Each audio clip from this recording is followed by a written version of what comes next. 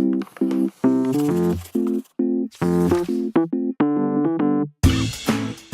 right, well, good morning or good afternoon, everybody, wherever you're logging in from. We want to welcome you to our Aplos Advanced webinar.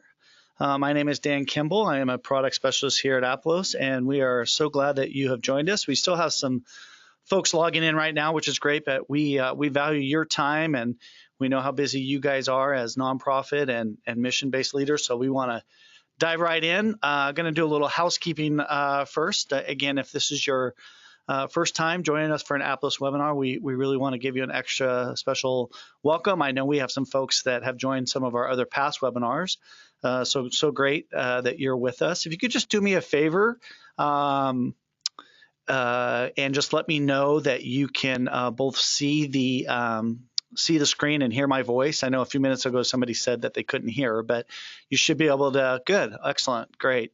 Good. So we have audio, we have visual, great. So we're going to just kind of fire up and get going. So the way this is going to work, we'll just, I'm going to dive right in, going to do some content, and then thank you. Great. Hi, everybody. So what we're going to do is you want to utilize this question box throughout. Typically what I'll do is I'll wait to the end and we'll leave plenty of time for Q&A. If you have a question, just type it in, and I'll try to kind of monitor the questions as they're coming in, but typically I'll wait to the very end to get into that. So I'm really glad you're with us. Again, going to be talking about financial leadership, just a little bit about Aplos. You may or may not know we are a software company. We deal in accounting and donor management.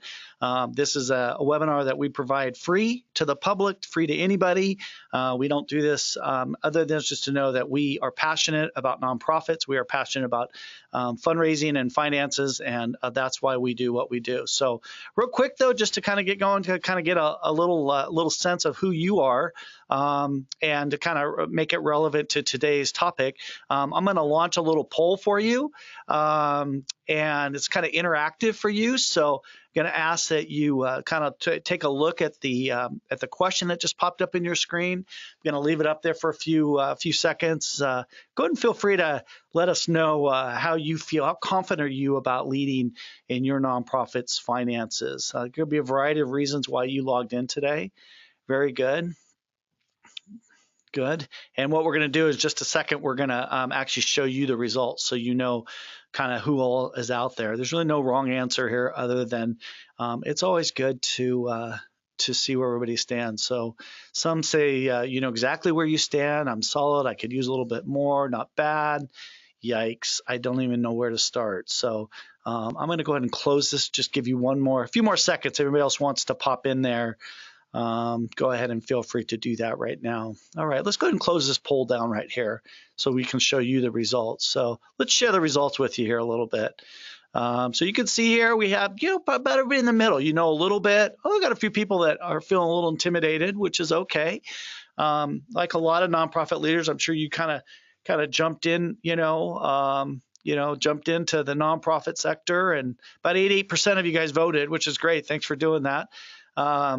And I know a lot of folks get into nonprofit work because you're passionate about the work, but you realize there's this whole world of finances that have to happen beyond that. So let's do one more. Let's ask this question. Let's find out, how familiar are you with fund accounting, the word fund accounting? Let's go ahead and see what you think about that, and then we'll dive in a little bit more after that. Great. Thanks for jumping in, everybody. Sounds good. Still a couple more people logging on. We want to welcome you if you just logged on. Just doing a little bit of kind of opening, kind of getting a sense of where you are. Fund accounting, not at all. What is fund accounting? We're going to talk about that as part of the financial leadership. We're going to talk a little bit about fund accounting today and all of that. So a couple more seconds, and we'll get a sense of where you are. Great. Thank you for voting, everybody. I'm going to go ahead and close this down here, about 5 seconds, and 5, 4. Anybody else want to jump in? Feel free to do that. So kind of a little across the board. So that is one of the concepts we're going to be talking about, which is the fund accounting a little bit. Thanks for participating in that. So very good.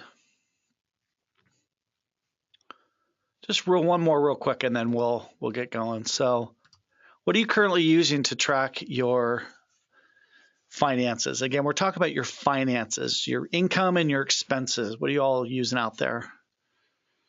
Okay. Again, there's no wrong answer. Just really good to get a sense of where everybody's at right now. Good. All right, just a few more seconds, and then we're gonna get into the content here a little bit. Great. Again, if still a few folks kind of coming in a little late, again, we want to welcome you. We're just kind of doing some quick polling before we talk about financial leadership with you. Very good. Let's go ahead and close this one down here. Got about 82. Oh, still a few more people vote. I'm going to let this open for about 5-10 more seconds. We still have folks voting. About 85% of you voted. Great. Okay, let's go ahead and close this. We'll share the results with you too. So just so you get a sense of who all's out there. Very good. So kind of across the board, as we Apple's was founded as a fund accounting solution to better help nonprofits track their funds, and we'll talk about that in a few minutes. Okay. So great. Well, once again, we just so glad you're with us, and again, you can utilize the question box throughout. I'm going to monitor it kind of sporadically. Again, my name is Dan Kimball. I am a product specialist here at Aplos. I came on board just over 2 years ago. My background is actually in fundraising. I've worked for a variety of small and large nonprofits for about over 23 years. Been involved in the nonprofit space. I've helped start a few small foundations, as well as work for some large nonprofits in the area that we're located. And it's a pleasure to share my experiences, but more importantly, love to share stories about what folks out there in the field are doing and word about. So hopefully today's topic, you can walk away with a few takeaways as part of that. So just to kind of set the stage a little bit, if you've done any kind of fundraising at all over the years, you might kind of relate to this fun little topic or cartoon that's on the screen. You all know that the kind of the joke amongst fundraisers is that donors never disappear. So kind of lighten the mood here to kind of get us going here. Hopefully you appreciate that if you haven't. So basically what we're going to do, we've got really interested in this topic. We had a great response in our signups, partly because the whole financial management of an organization can be very intimidating. But here at Aplos, we talk a lot about what does financial leadership mean? How in control of you are your finances? Of course, we have a lot of people that call us and come to Aplos because they want help better tracking their finances and really better understanding their finances. So this is going to kind of be a cross between a little bit of high level, but also in the weeds, and probably each one of the sort of main themes here, the five kind of main topics, we could probably do a whole webinar on each one of those, and we're actually going to do more detailed. So I just kind of want to set the stage, hopefully depending on if you're a large nonprofit, small, if you're a church, if you're all volunteer, hopefully there'll be a couple things in each one of the points that you can walk away with. But again, I encourage you to let me know what else we can be talking about as we go. So, but basically we're gonna talk about you and your leadership and your understanding of your organization's finances. Again, I will hopefully know that regardless if you're big, small, or in between, that understanding your finances and being a leader in that area can be a real difference between the health and not so health of an organization or nonprofit. So really, let's get right into it. And I'm going to start kind of with the board level. And this is really kind of the first main point about financial leadership. I'm going to ask the question and this is not a poll, this is just in your own mind. Do you feel like you have a healthy board? Pretty much any nonprofit, and even if you're church, you have some kind of board or leadership group that you're held accountable to. And I really believe that when talking about great leadership and great financial leadership, it really starts with the board and the relationship with the board, no matter the size of the organization or budget. So the question I always ask is, what should you focus on? So you see here some things here that I see a lot of people to talk about. I've seen a lot of articles when I do my own research and I talk to my colleagues in the field. These are some of the things that they always think that their board should focus on or do focus on. A strong mission. Yeah, it's important. A strategic plan. Really important. You want to know where you're going. Some boards focus on, well, what's the staff turnover? Because they think that you as a leader, that's directly reflected to your leadership.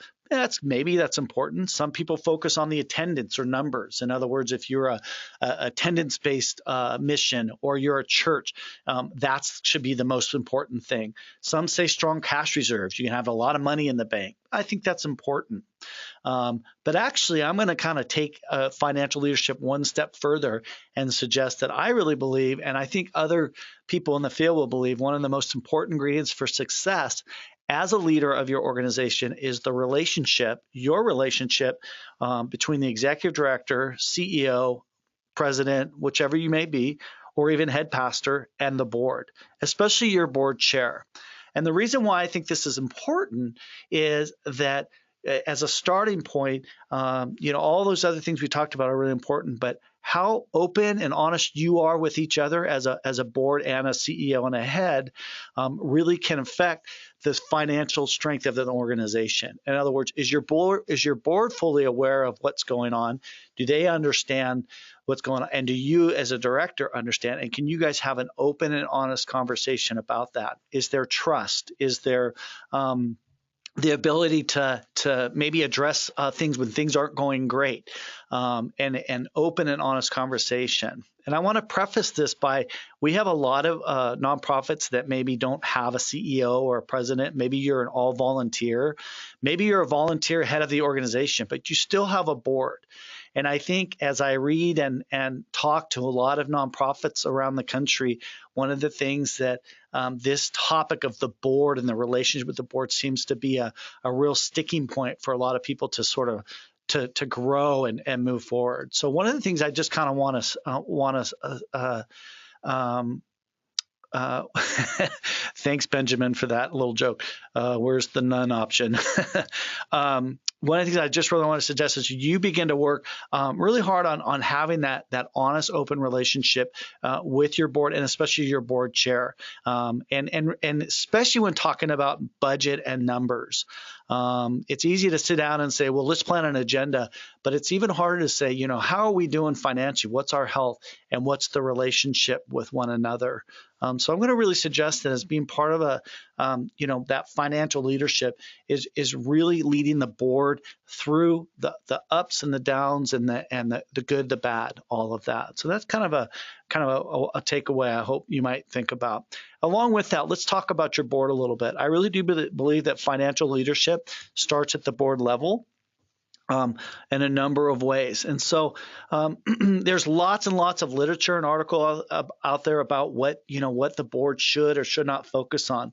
I'm going to suggest for financial leadership, and the idea here of having a healthy board is that I'm going to highlight what I think are 4 kind of primary responsibilities and then give you sort of a takeaway with this. First, I really do believe that the number one responsibility of the board is the hiring, firing, and accountability of the head person, whether that's an executive director, a CEO, a president. Again, we're talking about nonprofits or mission-based organizations. And so I think on the front end, that's why I started by saying your relationship with that board and that board chair is critical, because in a sense, they're your boss. At the end of the day, a lot of boards can easily get lost in the weeds about, looking at things on the nonprofit, like, how much are we spending on this and what's the marketing material look like for that, or those kinds of things. But at the end of the day, your board's key responsibility is being sure there's good accountability between you, the board, and that nonprofit that you represent. So that's why I think this is really key. That accountability key includes the finances. This way, and why I think this is important, is that That way, there's not finger pointing and blame that's happening. In other words, it's not uncommon for CEOs and executive directors and head of nonprofits to say, "Well, my board doesn't raise any money, therefore, I don't have a good board." And the board might say, "Well, we hired a head person to be in charge of fundraising, and they haven't raised anything." And so instead of pointing fingers, what I'm going to suggest is work on crafting a message and a relationship where you're working on it together. And everybody's on the same page. So that's why, again, I talked about get to know your board, really understand one another, and identify those strengths, those opportunities, and the shortcomings together. The second is key responsibility is your board needs to be committed to the mission of the organization or church that they're a part of. If they're just signed on because they need to get some hours in the community, you really need to find people that are not only passionate, but are going to, make decisions to give you the resources that you need to do your job. And we're not talking about here just, making sure everybody gets a raise every 3 years or whatever. I mean, some nonprofits will say, geez, a raise would be nice. I haven't gotten a raise in 15 years. But the idea here is that your board really needs to focus on what it is that you as a head of the organization need to do your job better. Resources. That's why I put resources in there. I think part of that financial leadership is really being able to be honest about with your board about the things that you need to do things better. One of the things that is really becoming a common conversation piece in the nonprofit space is the idea of overhead. For years, everybody kind of poo-pooed overhead, like, oh, if you have a high overhead, then you're wasting our money and the money's not getting to the kids. And I'm actually going to talk about that a little bit later. But I really want to emphasize, and there's some great content out there right now about, the idea that, why should the leaders of the organization be sitting in a chair that's, broken down and falling on the ground kind of, examples. But we're going to talk about that. So again, your responsibility as a leader of the organization is to really express and help the board find good solutions to give you guys the resources you need to do your jobs better in the field, whether that's people, whether that's things, whether that's more staff, whether that's more volunteers, whether that's money, whatever that might be.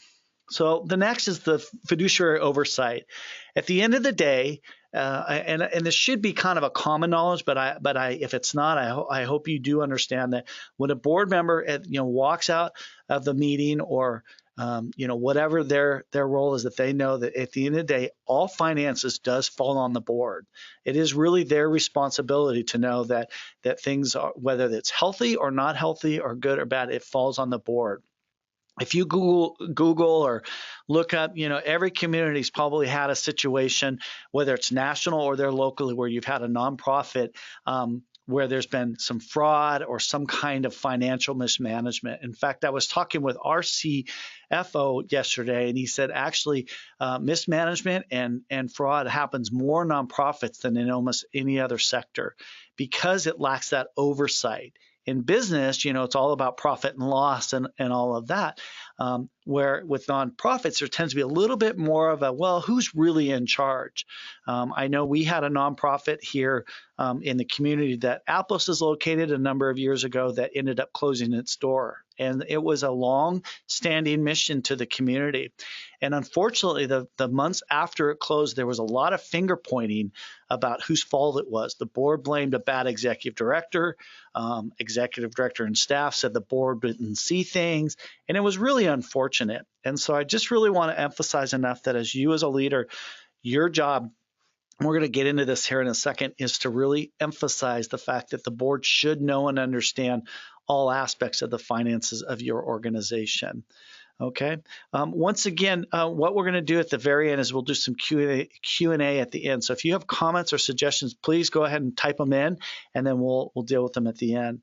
So last is going to be legal. Of course, it should be kind of a commonplace, but again, besides the hiring and firing and the commitment to the mission and oversight of financial, it really is the board's responsibility to make sure that the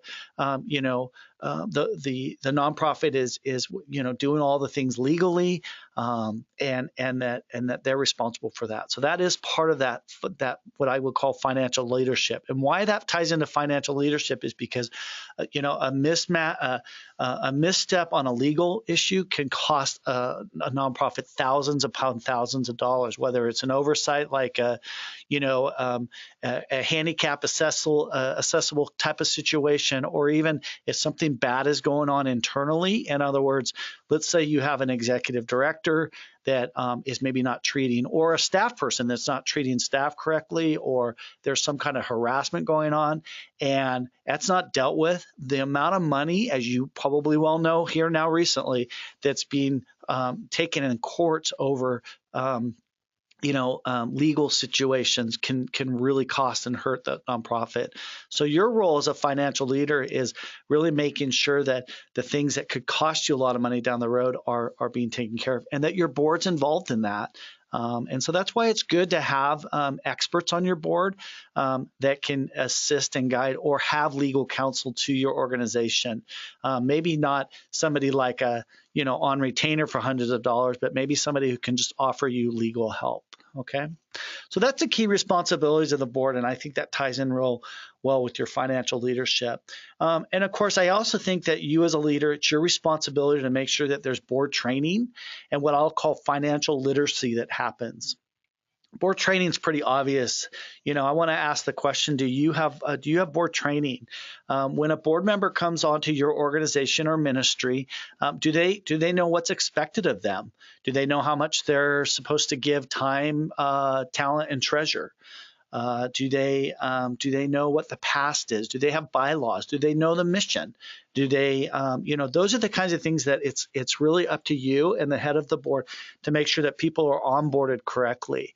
I personally was asked to be on a board a few years ago, here again locally, to a charter school organization here in town. Well, and I knew nothing about charter schools. I just thought, oh, this would be fun. And part of it was my own fault for not doing the research, but I was given no training.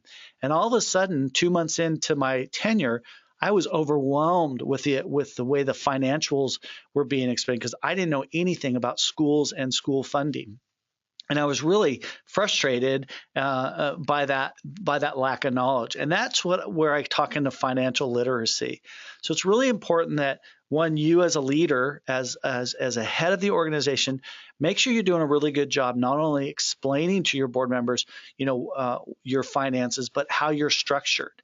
I don't think everybody has to be an accountant or a bookkeeper, but they should certainly be able to look at a financial statement and understand what it means. Again, I want to kind of take this back to a situation I've had recently with another board I'm serving on, where it's often that our financial statement goes around, and because of the way it's formatted, it's really hard to understand and read. And often board members in this, and this is a current situation for me, will ask questions, and the person in charge of that financial statement, who's another board member, will say, oh, don't worry about it. That's just the way it's formatted. It's just, it's all there. It's okay. And I'm often surprised at how few people kind of push back on that. Because at the end of the day, if something was mismanaged or even missed, not even intentionally, it's going to be at the responsibility of that entire board, not the finance chair. Okay, so hopefully that makes sense, and maybe there's some encouragement in there for you, but it really is your responsibility. As passionate as you are about the mission, and if you're an executive director or leader that spends as much time out in the field doing what you do well, you need to make sure you're putting as much time in training your board and teaching them, how your finances work.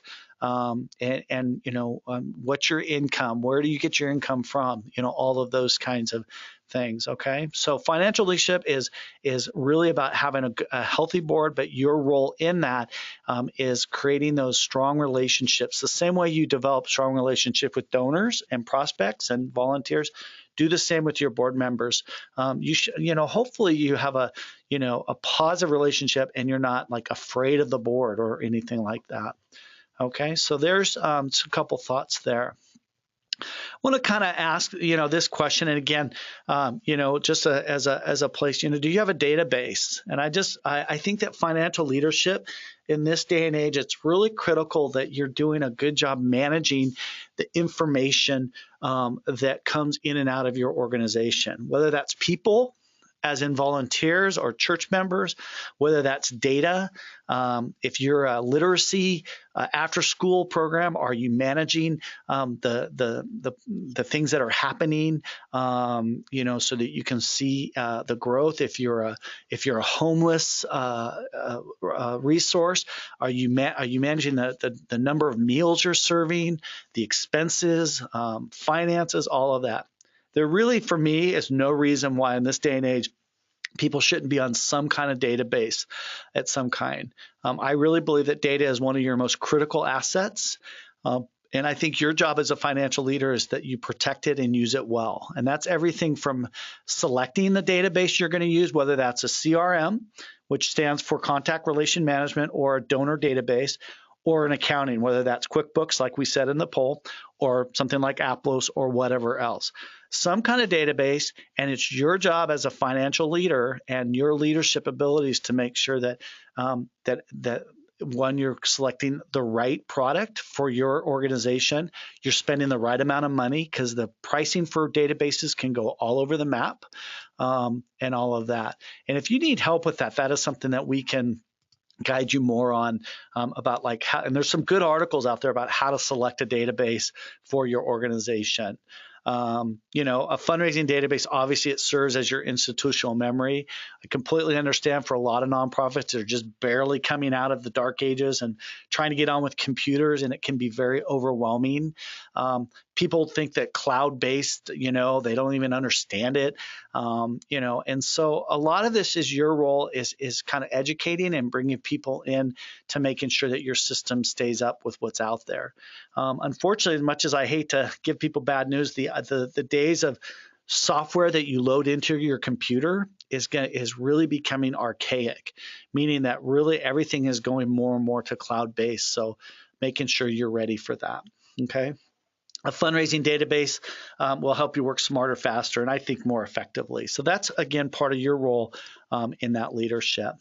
The next is, I think, being a good financial leader for your organization is, how are you maintaining your own shop? What I mean by that is your organization and how its finances are flowed and run is really ultimately responsible of you, not necessarily an office manager.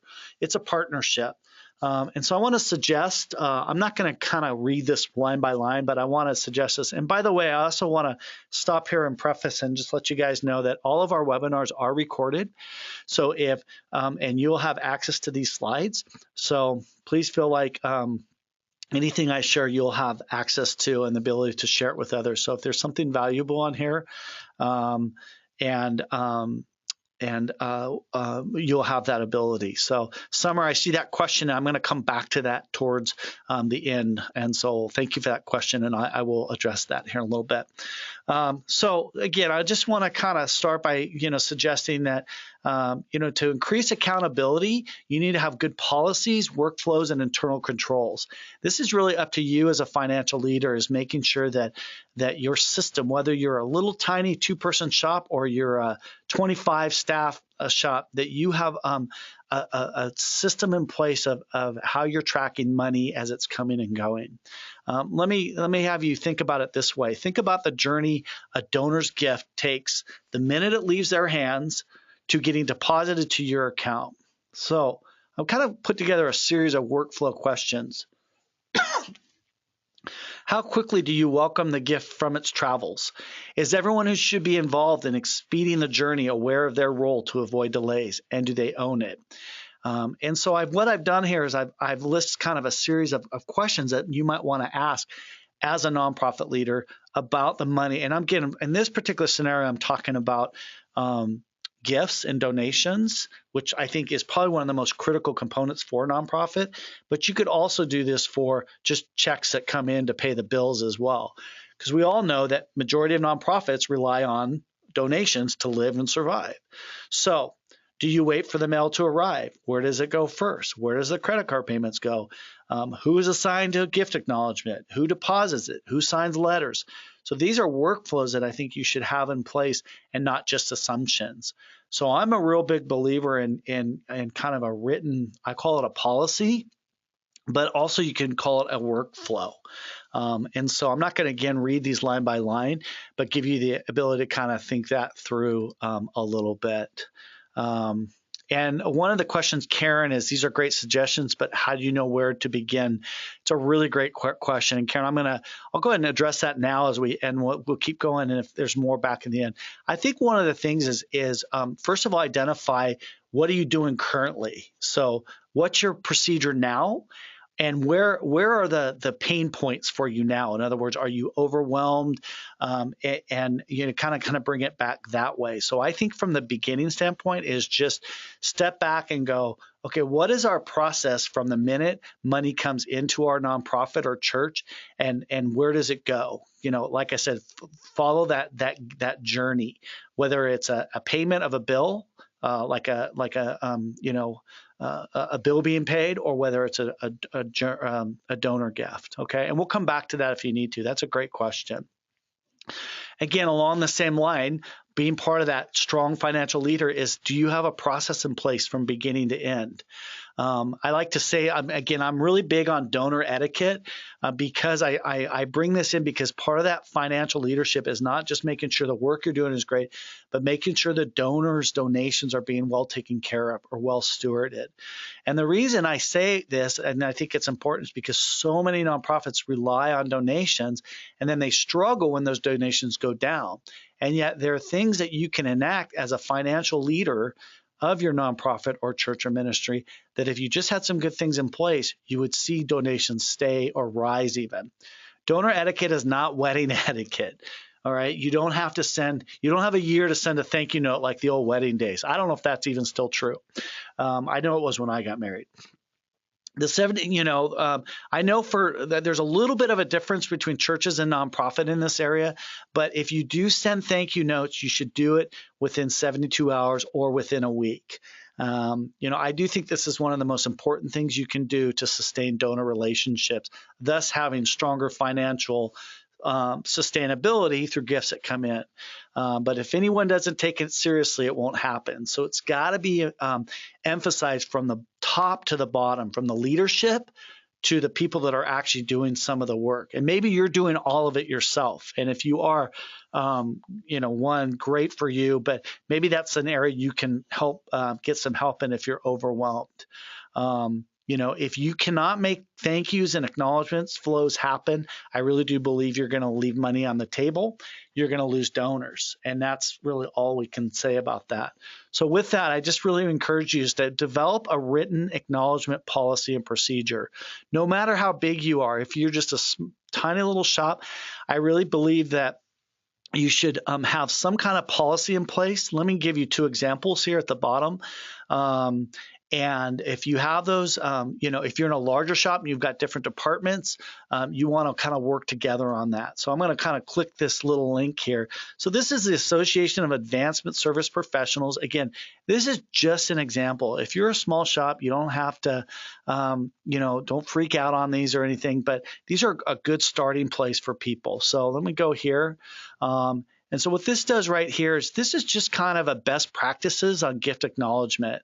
About do you have policies in place, meaning when the check gets open to input it into your CRM, do you have a policy in place?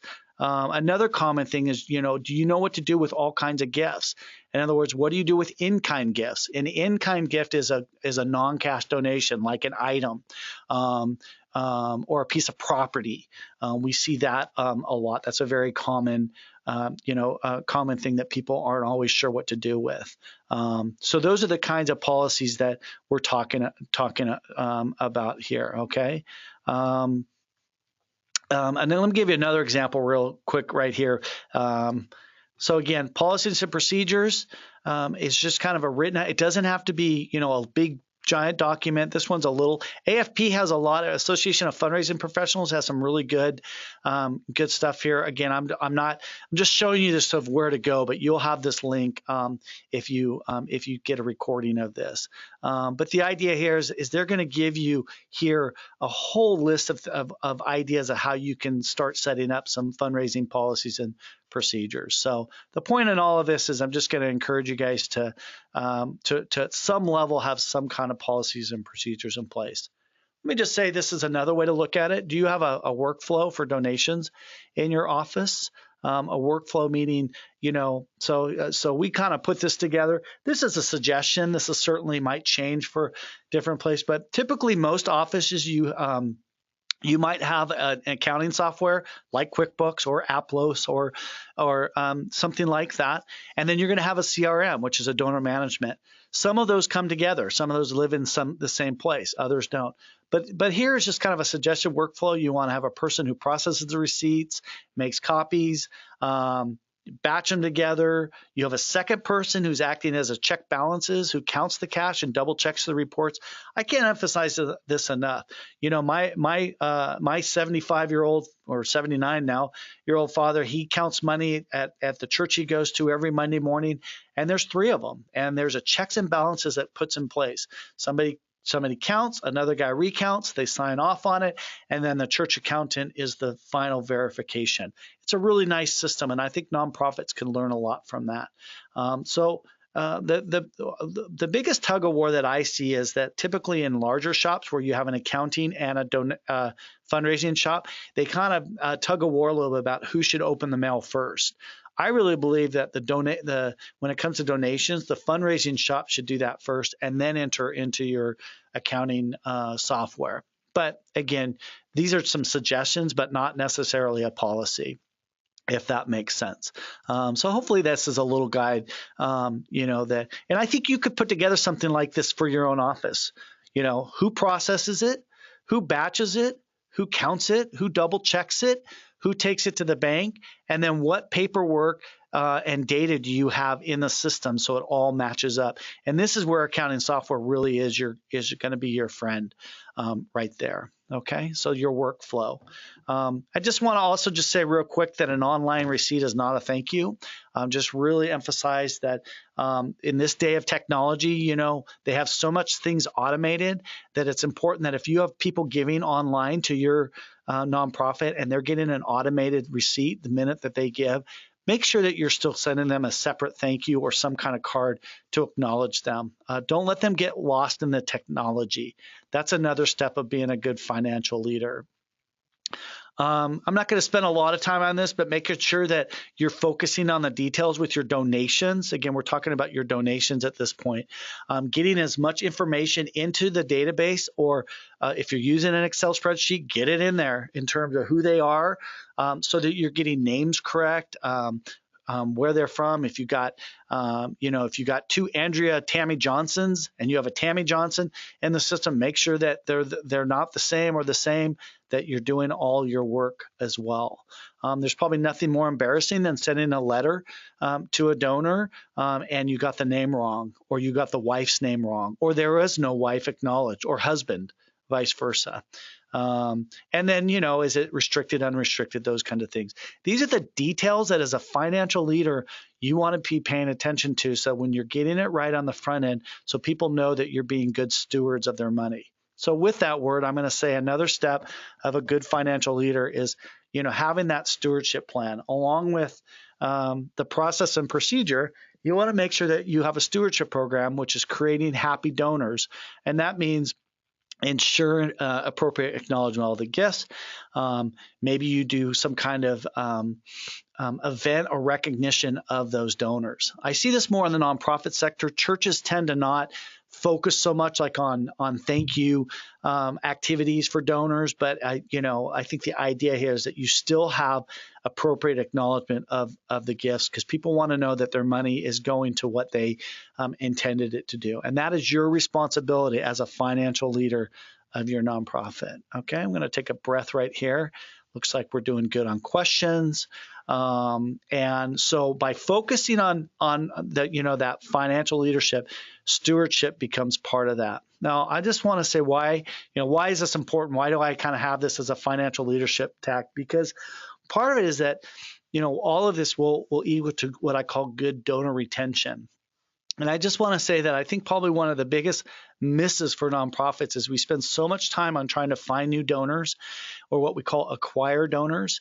Finding new money, finding new donors, finding new support for our mission, that we forget that if we do a good job on the front end, in other words, if your financial leadership is good on the front end, making sure that there's checks and balances, making sure that thank you notes are going out on time, you then will retain those donors. And so studies show that if you can retain donors, you will, in the long term, continue to not only raise the same amount of money every year, but raise more money with those same donors because they grow with you and your organization. So you want to focus on that funnel. The funnel is you bring people into your organization. That's the people in the funnel. Or when people leave your organization for whatever reason, are you always trying to fix that leaky bucket? So if you focus on that retention, the way to do that is by focusing on having good financial checks and balances in place. And that's that leadership I really think is important. A lot of people start nonprofits or they become leaders of nonprofits because of their passion for the mission. And I think that's great. But you should be as passionate about making sure that the finances of the organization are as fine-tuned as the mission itself. Real quick, I said I was going to talk about this at the beginning, and I want to leave time. There's a lot of talk about overhead right now. For years and years, especially for those of you who receive grants, that overhead was kind of considered a big no-no. Somebody here is losing sound, and I apologize if you are. Sounds like sound is going out. Is that better, folks, or...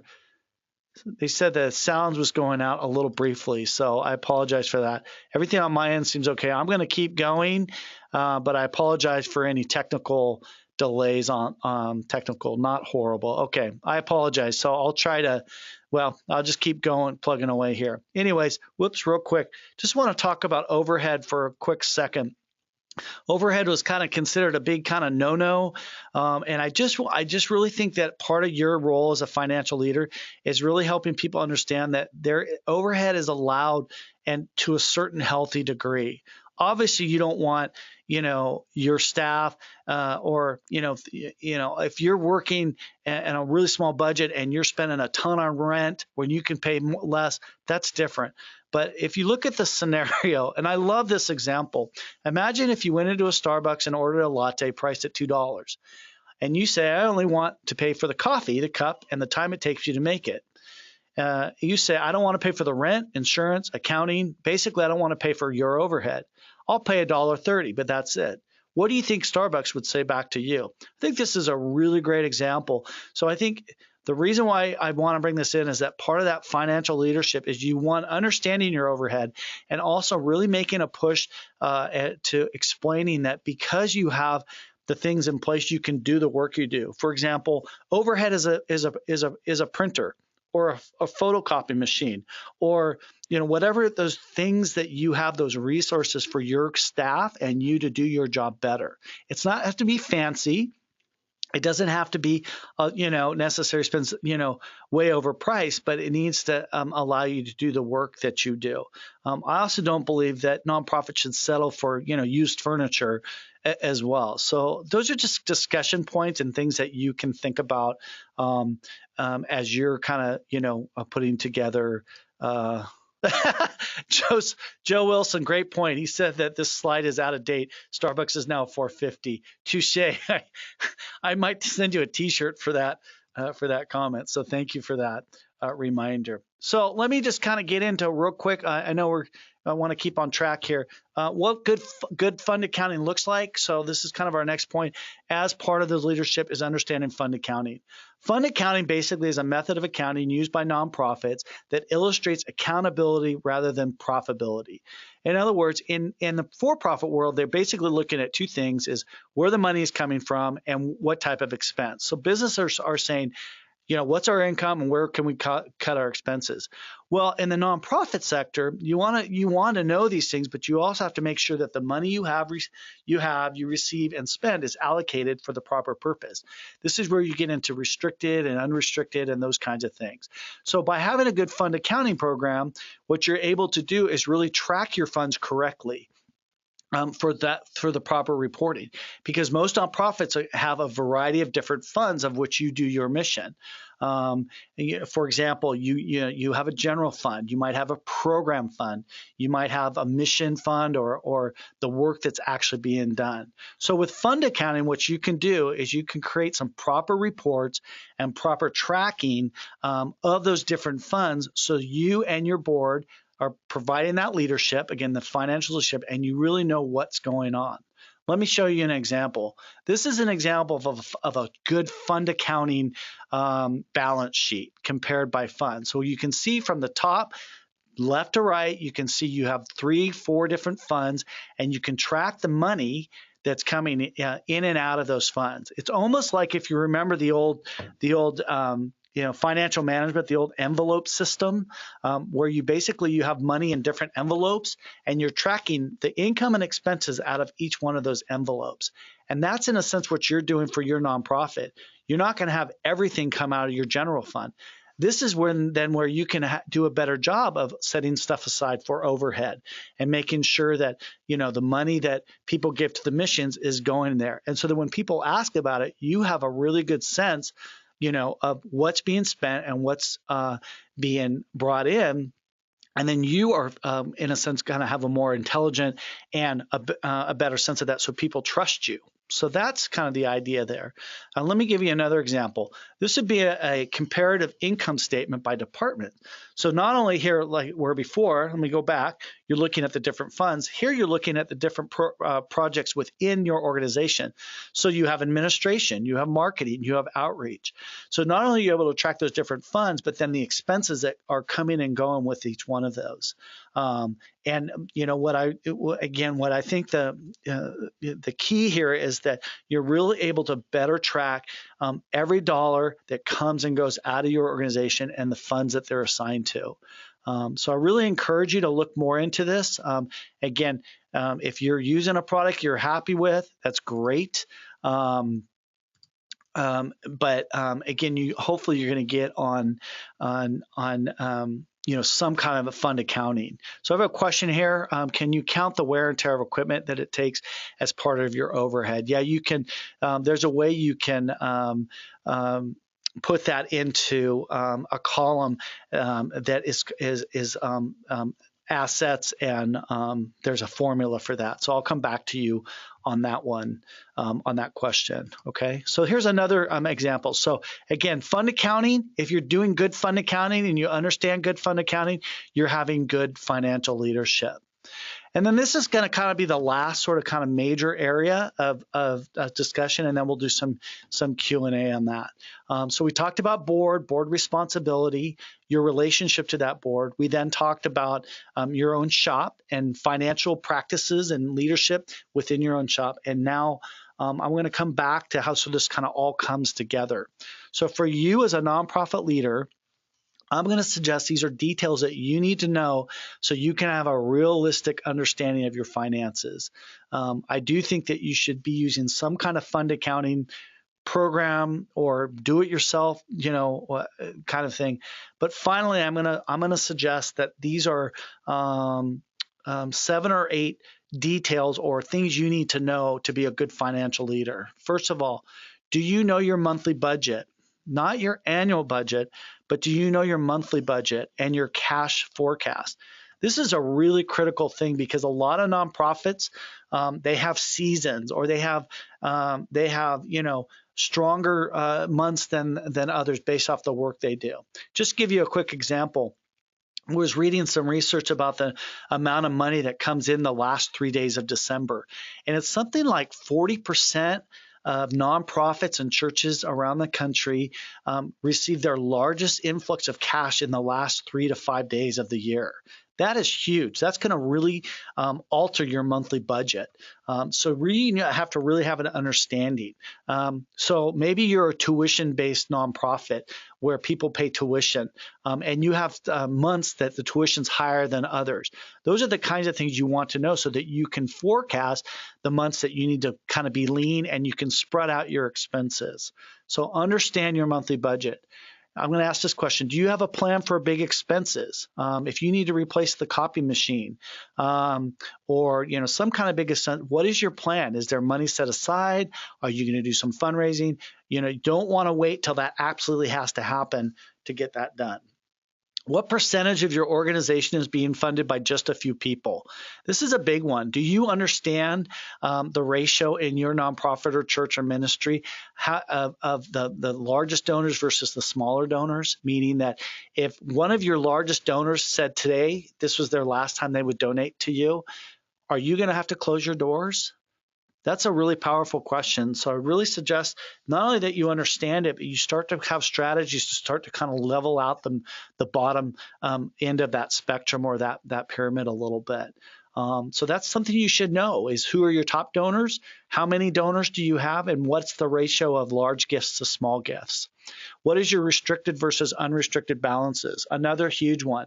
This is big because if you have too much money in restricted, it's going to really limit how much you can spend on the overhead and the things you need to get the work done.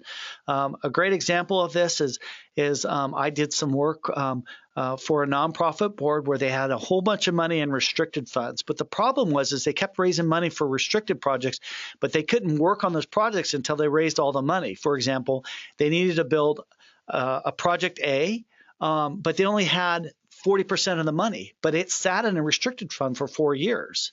And so then what happened at one point, due to some unforeseen circumstances, they started running low on cash. So they started borrowing out of the restricted to pay for the unrestricted and then pay it back. That's a big no-no and a very dangerous slippery slope. It's like robbing Peter to pay Paul. So I'm not saying that you shouldn't have restricted. I'm saying you need to have a good sense of what's coming and going. I'm going to finish these last few and then we'll do some Q&A. From there. Some great questions coming in.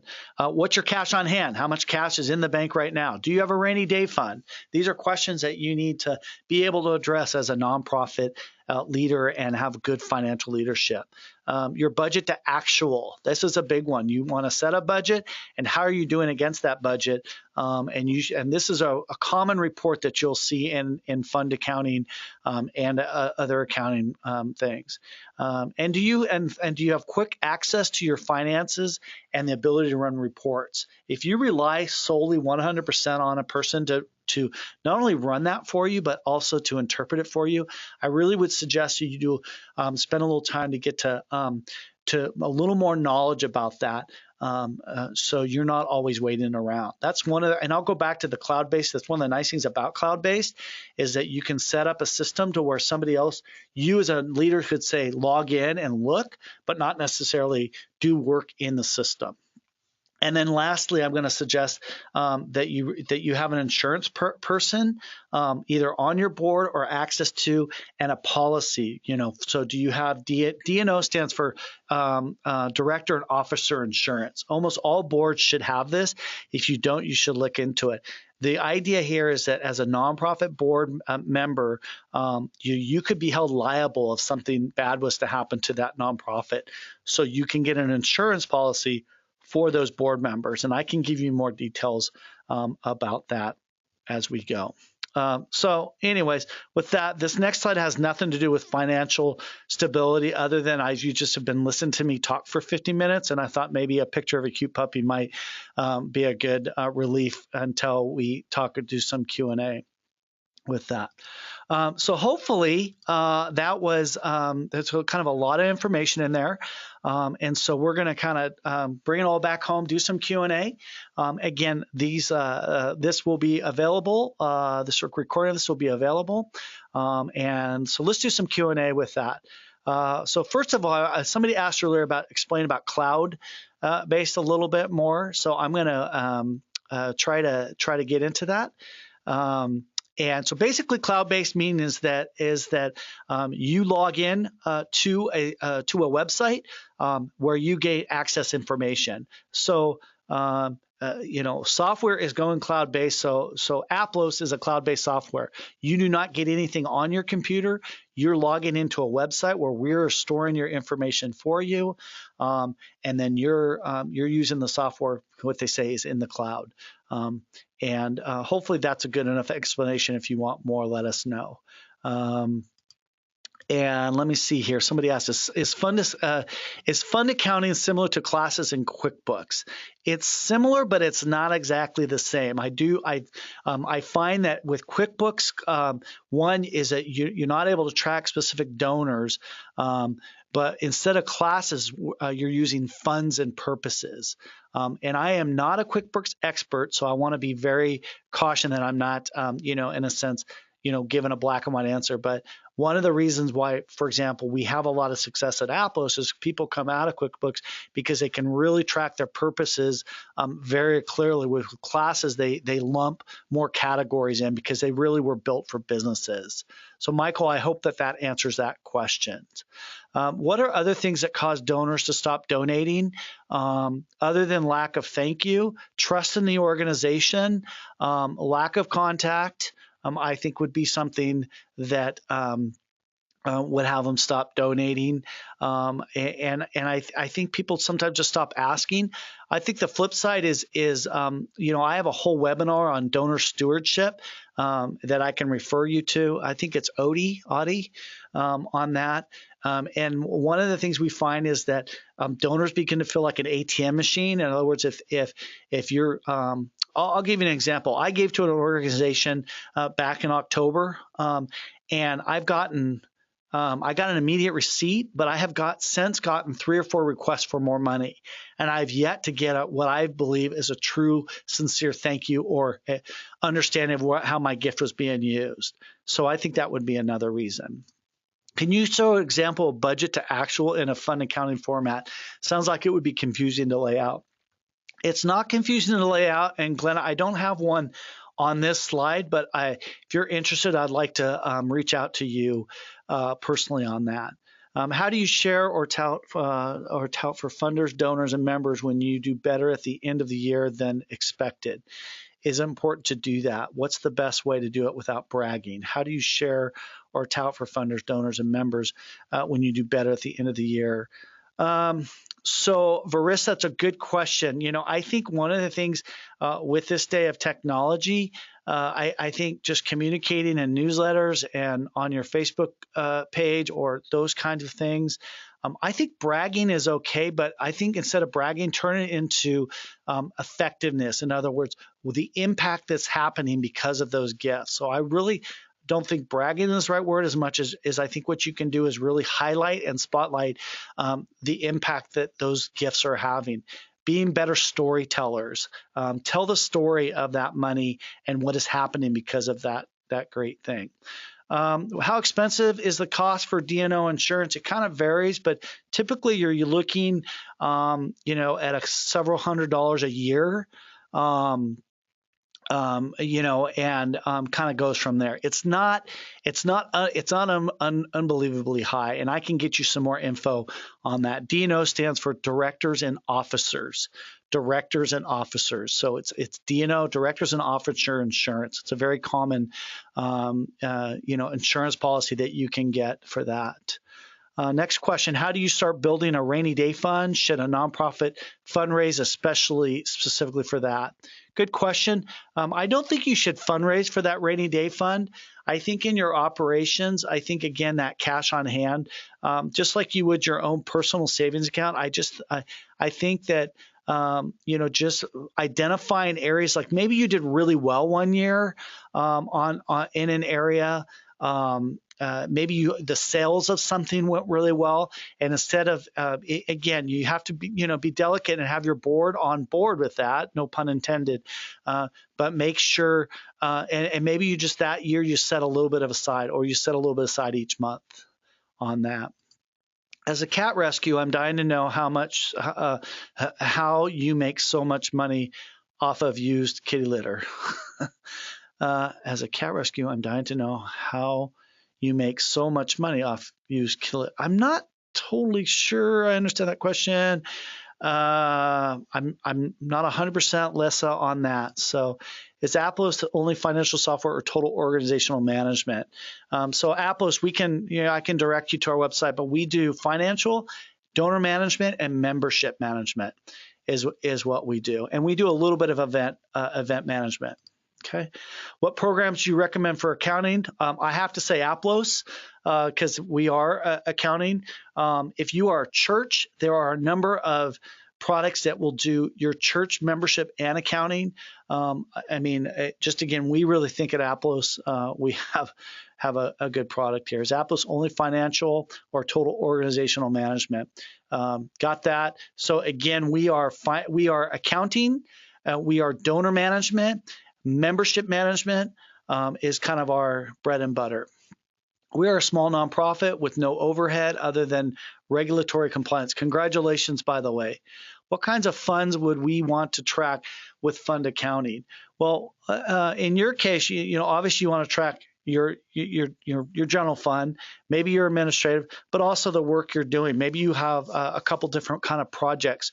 So, I'm trying to identify, you can create different funds that are the different projects that are out there. Might be a way to do that. By doing that, you can tell a better story of the different impacts you're having. Our group is all volunteer and turnover is high as kids graduate. What are the best classes to jump into to understand the software? So we do a weekly demo here at Aplos. What best thing I have to do is have you go to aplos.com, look at our webinar link, and we have a number of things to learn more about the Aplos software. Or I'm going to leave you my email address here at the end. In fact, let me go ahead and put that now. My email address is now up on the slides.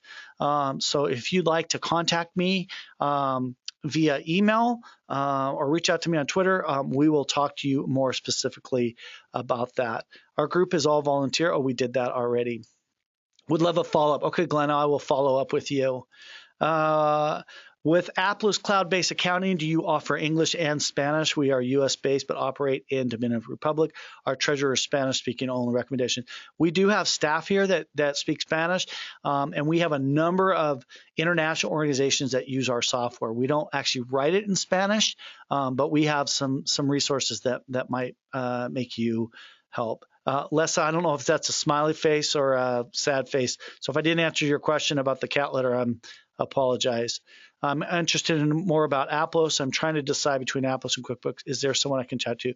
Yeah, Jenna, if you could email me following this webinar right up here, I will. We'll have a phone call.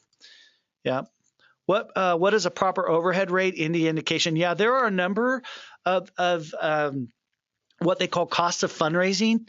Typically, you should be within 10 to 20%. 10 to 15% would be considered really good, meaning how much does it cost to raise a dollar, and what you're spending on that. So, I think between 20, 30%, you're still okay. That kind of stuff. You're welcome, Versa. Where do we get a link to AFP best practices? It'll be on the slides, Ed. But if you want to send me an email, I will send you a direct link. But you can go to AFP or the slides here. There was a lot. Oh, now I get it. Okay, there was use kitty litter. Okay, now I get the whole joke. So I'm usually the slowest guy. So we have some pricing at Aplos. If you want to check it out, but you're looking, depending on what package, it ranges in between $25 a month to $100 a month, depending on what level of accounting you need. So do you have training on how to effectively use Aplos Fund Accounting? Yes, we have tons of training, free resources, all of that. So again, on all of the Aplos specific questions, feel free to send me an email, or either you're going to get a follow-up survey. We'd be happy to talk to you more about that.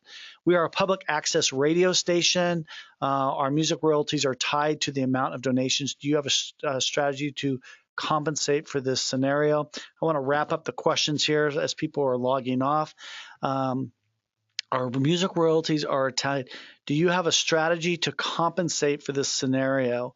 Meaning, I guess my follow-up question, Odie, is are the proceeds from those royalties, are you putting back into the program, or are you using those? What are you using those back into the same fund? So maybe we can have an offline discussion about that. You're very welcome about that. QuickBooks is a nightmare. I can't comment on QuickBooks as a nightmare, but we could, you could definitely say. So we are pricing. We have $25. It ranges $25, $40 to $100 a month, depending on what level. We are a monthly subscription-based software. If you registered for this this webinar, you will automatically get an email from me with a recording of this webinar. So that's how you can get the slides. How are we getting the slides? Email after the webinar. Yeah, I'm going to send you an email. It's going to give you a link with the video recording as well as a copy of the slides. Yes, I mean, the question here from Varissa is we thought about upgrading some of our Applo software, but it can be expensive. You're right. I can't, all I can say is that you kind of have to compare what your goals are. And if you feel like you're saving more time and money and ultimately bringing in more donors. Thank you for the Patty for the compliment on our customer service. I do think we have great customer service. How to get the charts, again, I'll give you copies of all of these slides. So I want to be sensitive of folks' time because we are passing 11:30. I appreciate all of your great questions and feedback. If I didn't answer anything specifically, please email me and let me know, and I'll get right back to you. Also, if you have any topics, if you enjoyed this content, you want some more like it, more financial, more help in an area, let us know and we'll craft a webinar around that. So with that, I want to say thank you very much. Again, look forward to hopefully having you sign back onto a webinar. Check out our website at applos.com for more details, more info, or email me directly. So with that, I want to say have a great day and great afternoon wherever you're coming from. And so John, email me about your last question. We can do both accounting and CRM, John, just for the answer to that. So thanks, Donna. All right. Thanks, everybody. Have a great day.